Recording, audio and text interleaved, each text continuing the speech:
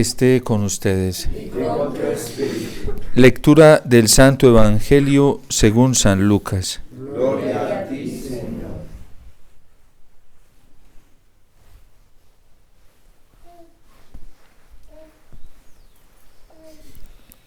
En aquel tiempo dijo el Señor: Hay de ustedes que edifican mausoleos a los profetas a quienes mataron sus padres. Así son testigos de lo que hicieron sus padres y lo aprueban, porque ellos los mataron y ustedes les edifican mausoleos. Por eso dijo la sabiduría de Dios: Les enviaré profetas y apóstoles. Algunos de ellos los matarán y perseguirán. Y así, a esta generación se le pedirá cuenta de la sangre de todos los profetas derramada desde la creación del mundo, desde la sangre de Abel hasta la sangre de Zacarías, que pereció entre el altar y el santuario.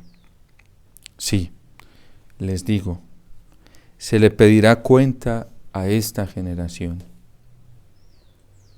Hay de ustedes, maestros de la ley, que se han apoderado de la llave de la ciencia. Ustedes no han entrado, y a los que intentaban entrar se lo han impedido. Al salir de allí, los escribas y fariseos empezaron a acosarlo implacablemente y a tirarle de la lengua con muchas preguntas capciosas, tendiéndole trampas para casarlo con alguna palabra de su boca.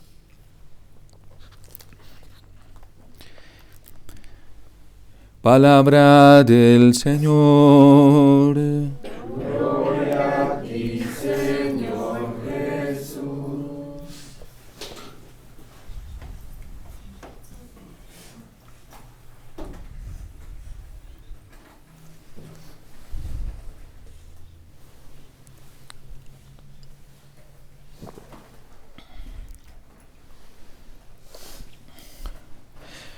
La hipocresía de los jefes del pueblo llegó a un nivel tan alto que se convirtió en una ceguera tal que eran incapaces de ver el error en el que se encontraban, e incluso a un nivel muchísimo más alto que hasta enseñaban el error, y lo enseñaban como venido de parte de Dios. De hecho, el siguiente capítulo 12 de esta misma narrativa de San Lucas nos va a decir: cuídense de la levadura de la hipocresía de los fariseos. San Pablo VI, un papa extraordinario y un gran profeta de estos tiempos, en una exhortación que se convirtió también en una obra maestra para toda la Iglesia, la Evangelii Nuntiandi, decía que este mundo ya estaba cansado de maestros.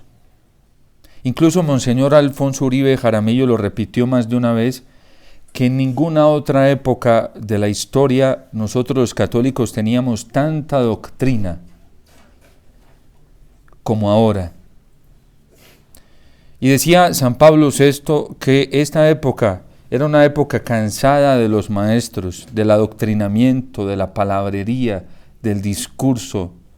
Esta era una época que necesitaba de testigos, testimonio vivo, real, auténtico de lo que es el Evangelio. Eso fueron precisamente los profetas, a los que los padres con quienes Jesús está hablando condenaron, persiguieron y mataron. Porque ¿cuál fue la tarea de los profetas? Los profetas fueron enviados como un auxilio de la misericordia de Dios para venir a denunciarle al pueblo y a sus autoridades el grado de corrupción al que habían llevado el culto a Dios. La época profética fue una época también de oro y de renovación para el pueblo de Israel, y en realidad, literalmente, los profetas fueron una vara de castigo. Pero fueron vara de castigo para todos los que vivían en la ceguera, para los que vivían en la hipocresía, para los que vivían en la mediocridad, empezando por los líderes del pueblo de Israel, desde los reyes hasta los sacerdotes y hasta los mismos profetas falsos que se habían pervertido. A tal punto que dentro de ese movimiento profético fueron contados, muy contados, e incluso hasta en una mano, los profetas que permanecieron fieles al Señor, porque hubo muchísimos que habían recibido el carisma de la profecía y se dejaron vender, se regalaron por miedo, se regalaron por el interés de la fama, se regalaron por el interés del poder, se regalaron por miedo a la persecución. A nosotros, bueno, sobre todo los que hacemos el oficio de lectura, el domingo antepasado, sobre todo los sacerdotes, la vida consagrada, pues que nos comprometemos ante la iglesia a hacer la liturgia de las horas, y hacemos la liturgia de las horas en la segunda lectura que se nos proponía para el oficio de lectura, que es una lectura patrística de San Gregorio Magno Papa a los pastores. Decía él: hay de aquellos pastores y de aquellos prelados que, cimentados en una falsa prudencia, disimulan el mal comportamiento del pueblo y aluden a quienes se están comportando mal. Hay de aquellos perros mudos, citando al profeta Isaías, que ni siquiera ladran para hablar la verdad. ¿Acaso será algo diferente lo que nos está pasando hoy? Es que hoy a muchos se nos olvidó, o más bien se nos quiere olvidar, y estamos disimulando la verdad con tal de no meternos en problemas. Porque resulta que vivir hoy de parte de Cristo, vivir de parte de la verdad, decir la verdad, se convierte en un problema. Y eso es como una operación matemática que resulta tangible y verificable. Quien hable hoy de la verdad tiene que estar sometido a la persecución, porque la verdad hoy fastidia, y sobre todo dentro de la iglesia. Al que está fuera de la iglesia, pues le va y le viene, pero a los que estamos dentro de la iglesia, que nos hemos llenado de un nivel de corrupción tan alto, de hipocresía, de mediocridad, de falsedad, de disimular el error dentro de la misma iglesia, empezando por los pastores, por nosotros los sacerdotes, por la vida consagrada, y siguen contaminados muchos laicos siguiendo ese grado de corrupción, porque ya no nos interesa Cristo, porque ya no nos interesa el Evangelio, porque ya cogemos del Evangelio lo que se acomode a nuestro parecer y a nuestro propio capricho y a nuestro propio interés. Hemos llegado a un nivel de manipulación del Evangelio, de la palabra de Dios y de los mismos sacramentos tan alto, que el grado de ceguera y de descaro es demasiado. Es demasiado. Porque el Señor es demasiado misericordioso con nosotros. Y en realidad la misericordia de Dios es infinita, porque si no fuera infinita, ya el Señor habría venido a hacer justicia. Hay de ustedes, legistas, maestros de la ley. ¿Quiénes eran los maestros de la ley, los legistas? Eran los que interpretaban la ley y se la enseñaban a la gente popular, a la gente más sencilla, para decirles cómo debían vivir la palabra de Dios. Ay de los que somos maestros de la palabra de Dios. Ay de aquellos que andamos instruyendo mal al pueblo de Dios. Ay de aquellos que por disimular la verdad, callar la verdad, enseñamos las cosas a nuestro amaño, porque esto es para nosotros. Ay de ustedes, maestros de la ley, que se han apoderado de la llave de la ciencia. Hoy hay muchos predicadores que tienen la llave de la ciencia. Muchos. Y muchos que están manipulando esa llave para abrir y cerrar cuando les da la gana, cuando quieren, cuando les conviene. Y hay gente que está manipulando hasta la salvación y condiciona la salvación de las almas a estar en ciertos grupos o en ciertos espacios o en ciertos ambientes, como si la salvación Dios se la hubiera otorgado y le hubiera entregado esa llave de la ciencia y esa llave de la salvación a personas particulares. No, Dios se lo entregó a la iglesia. Y la iglesia es la única que tiene la autoridad que Dios le ha dado para administrar la misericordia de Dios, porque ni siquiera la iglesia es dueña de la misericordia de Dios.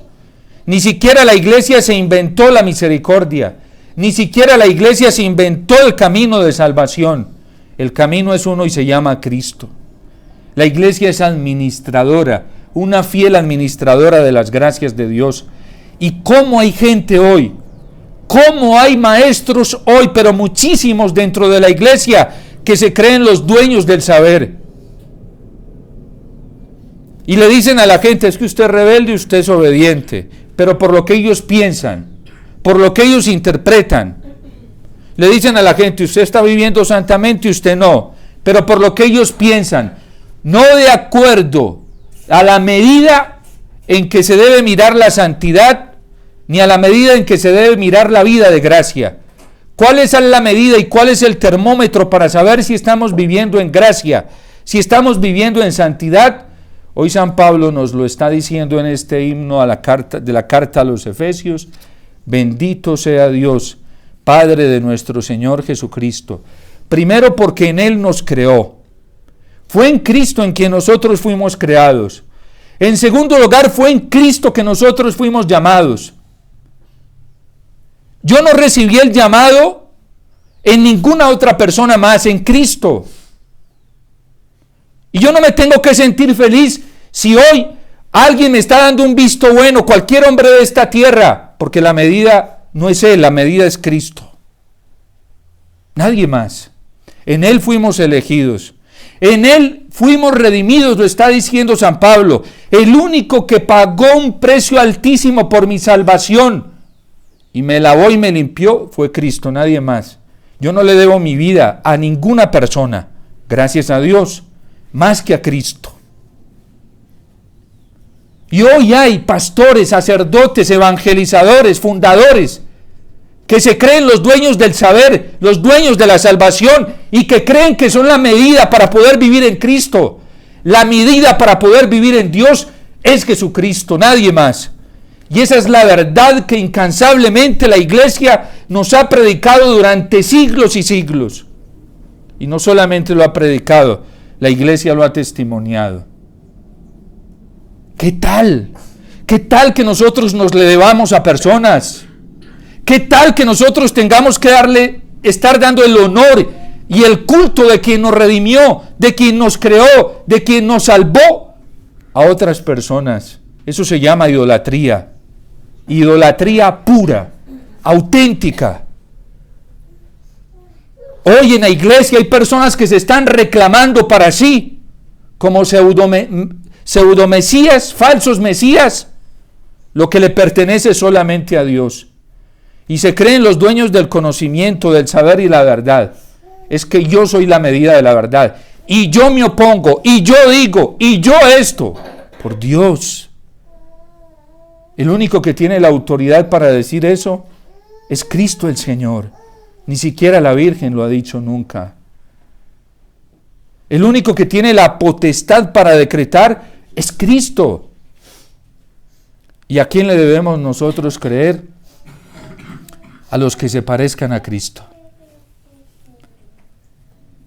¿A quién es el que nos convence hoy? El que más se parezca al Señor, no el que más diga que es del Señor. No todo el que me diga, dice Jesús en el Evangelio, Señor, Señor, entrará en el reino de los cielos. Hoy hay mucha gente fanfarrona dentro de la iglesia, muchísimos fanfarrones, que les encanta hablar y hablar y hablar y hablar y hablar maravillas y levantan los mausoleos de los santos y hablan de la vida de los santos y se saben la vida de los santos. Levantan esos mausoleos, los construyen, pero no mueven ni un dedo para vivir el Evangelio. Ay de ustedes, fariseos, que construyen mausoleos de los profetas. Ay de ustedes, porque sus padres los mataron.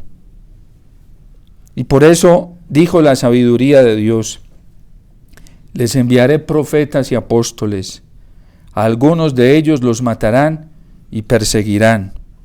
Y así a esta generación se le pedirá cuenta de la sangre de todos los profetas derramada desde la creación del mundo. Desde la sangre de Abel hasta la sangre de Zacarías, que pereció entre el altar y el santuario. Miren, hoy hay predicadores que saben, pero muchísimo de los santos. Saben demasiado y levantan mausoleos de ellos, de estos profetas, ¿sí? Pero persiguen a todo el que diga la verdad y predique la verdad. Con razón decía San Francisco de Asís: pobres de nosotros, a los cristianos que andamos así nos debería dar vergüenza, porque exaltamos el heroísmo de los santos y de todo lo que ellos hicieron, pero nosotros no hacemos nada, solo nos gusta hablar, fanfarronear. Por eso San Francisco de Asís, cuando salía, creo que en las florecillas, con sus frailes al inicio les decía: vamos a evangelizar. Y se iban caminando todo el día, daban una vuelta por varias partes. Y luego regresaban y uno de los frailes, no sé si era Fray León, le dice: Padre Francisco, no íbamos a evangelizar, ¿por qué no dijimos nada ni predicamos nada? Hijo, con nuestra vida, Fray León, con nuestra vida. Pero hoy algunos creen que las almas se salvan haciendo proselitismo, haciendo mucha propaganda por las redes sociales.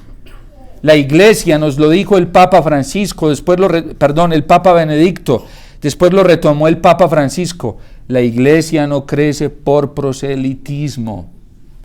La Iglesia crece por atracción, donde haya testimonio. ¿Por qué hay tanta gente decepcionada hoy fuera de la Iglesia? Por el antitestimonio que hemos dado nosotros, y empezando por los sacerdotes. Y así siguen los que se han dejado corromper, muchos laicos que han dejado dañar el corazón. Porque dice San Gregorio Magno, hay algunos prelados y algunos pastores que no se atreven a decir la verdad para no perder la simpatía de la gente. Porque decir la verdad implica eso, es que Cristo por la verdad se quedó solo. ¿Cuántos lo seguían mientras hacía milagros? Multitudes. ¿Cuántos estaban en la hora de la pasión con el Señor? Sí, habían muchos, pero burlándose de Él. Habían muchos de los que habían recibido milagros tentándolo. Vea, ahí está el que hacía milagros, era falso todo lo que nos decía, y lo escupían y se burlaban de Él. ¿Cuántos habían en el momento de la crucifixión, reconociendo que verdaderamente Él era el Señor? Muy contados. La Virgen, San Juan y unas cuantas mujeres. De hecho, un solo hombre. Y nosotros los hombres que tenemos esa tentación por nuestra constitución psíquica, ¿sí?, que somos muy fanfarrones, ¿sí? Los hombres somos muy buenos para el discurso. Pero bueno, este mundo necesita testigos, de verdad. Y a lo que hay que creerle es a lo que más se parezca a Cristo, y lo que más se unte de Cristo. Y el verdadero contenido evangelizador, el verdadero y auténtico, es el que nos conduce a la Eucaristía. Cuídense mucho, hermanos, de fanfarronerías que no conduzcan a la gente a depender de la Eucaristía. Cuídense, porque sin la Eucaristía ustedes y yo no vamos a ser capaces de soportar las pruebas que sobrevienen y van a venir para la iglesia, que van a ser muy fuertes y muy tremendas. La gente cree que ya las estamos viviendo. No. Yo hablaba con un sacerdote, con el padre Héctor de Mater Fátima, de todo lo que él ve en la realidad, y hablábamos y yo le decía: Padre, mire, yo veo que en este tiempo Dios ha sido tan bueno y tan paciente que lo único que hizo fue levantarnos una pestañita del tapete, pero el tapete se va a levantar todo. Y si no estamos aferrados a la Eucaristía, si no dependemos de Cristo, Eucaristía, que es donde está verdaderamente su presencia real, Y si no estamos alimentados de Él, no vamos a ser capaces de soportar. La gente cree que esto es jugando, esto no es jugando. Y la gente cree que porque no se ha visto todavía, es por pura bondad y misericordia de Dios, porque Dios sí sabe. Dios sabe lo que viene. Y Dios nos ama tanto que le da tanta compasión que dice, estos pobres no van a ser capaces de soportar. Y Cristo le pide más tiempo al Padre. Tanto que dice San Mateo, que si Dios no abrevia los días, es decir, los recorta, será imposible para cualquier criatura. Y la gente cree que esto es jugando. Esto no es jugando. Pero tenemos la gran garantía, el gran regalo de la Eucaristía. Con la Eucaristía todo es posible. Con la gracia del Señor todo es posible. Por eso le dice el arcángel San Gabriel a la Virgen, todo es posible para Dios. Y todo es posible también para el que cree, le decía Jesús a alguien que se le acercaba a pedirle un favor. Todo es posible para el que cree. Todo es posible para el que cree en la Eucaristía. ¿Por qué la Eucaristía y no otra cosa? Porque dice hoy San Pablo en la carta a los Efesios que el plan de Dios es recapitularlo todo en Cristo. La realidad del mundo celeste, invisible, espiritual y la realidad de este mundo terrenal. Y por eso nosotros tenemos que dejarnos recapitular en la presencia real de Jesús Eucaristía. ¿Quién verdaderamente hoy tiene la garantía más grande para permanecer en la verdad? El que más busque a Jesús en la Eucaristía y no de cualquier manera, lo busque consciente y activamente en la Eucaristía, el que más busque a Jesús en el sagrario.